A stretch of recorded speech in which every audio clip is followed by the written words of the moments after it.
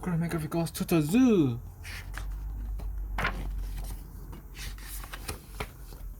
When Grandma McGarvey ran to the zoo, she was looking for something exciting to do. She loaded the picnic basket, the spinach cake, and the mystery pie.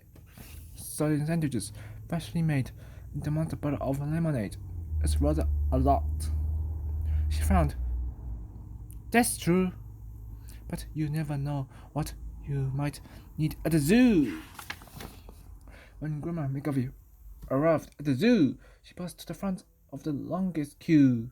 But feeding the monkeys and watching the birds turned out to be far too boring for words. I need to do something sparky, she said. I know!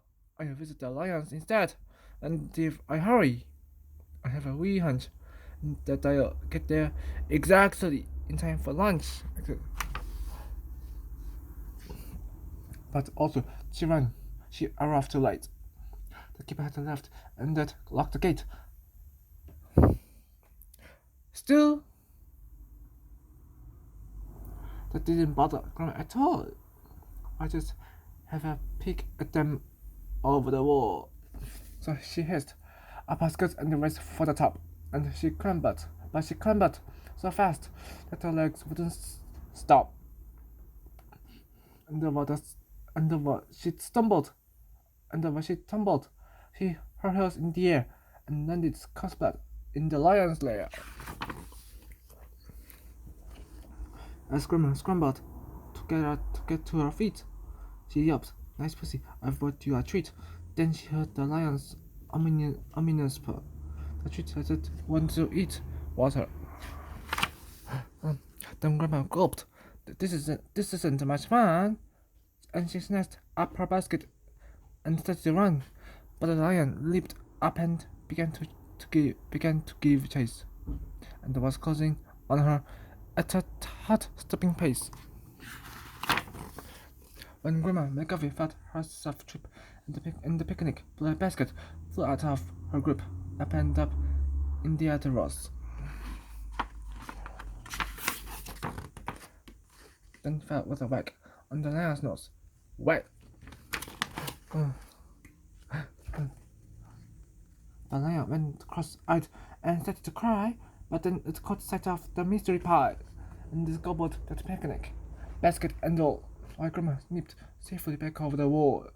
Then she mopped her glass and shook her head. You don't? "You don't pick a fight with a lion," she said. When Grandma McGarvey was leaving the zoo, she'd had quite enough, and her dog had too. She saw something odd at the end of the lane. A shiny new bulldozer parked in the rain. "I think," said Grandma, glancing about, "that somebody careless has left this out. The zookeeper will be very upset. Let's put it inside before it gets wet."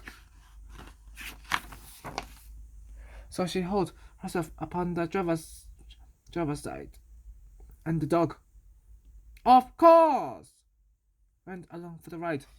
She grabbed at the gear stick and muttered a curse as it slipped from her hand and ripped into reverse. Then the dozer shot backwards into a tree, and the dashboard came smashing up into her knee, while the dog went wild and started to yap, then gave a great heave, and was sick in her lap. So she grabbed for the lever, and yanked it again, and the dozer lost for word and plunged down the drain. Then, before she could open the dozer door, she heard all around her a gathering roar. People were shouting and pointing up high. So Grandma leaned out and looked up at the sky,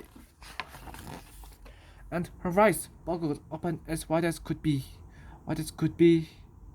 The lion had escaped and was stuck up the tree. "Don't worry," called Grandma. There's no need to shout. that blow from the dozer has knocked it clean out. Then she jumped from her seat, and they thought she was right, for the lion looked dazed, was frozen with fright, so some people thought that the spinach cake might have given the lion a huge tummy ache.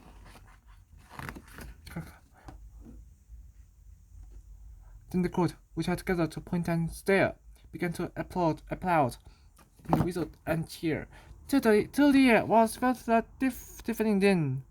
And Grandma McGarvey said with a grin, "We've had a sensation now. It's true!" But that's what you expect when you go to the zoo.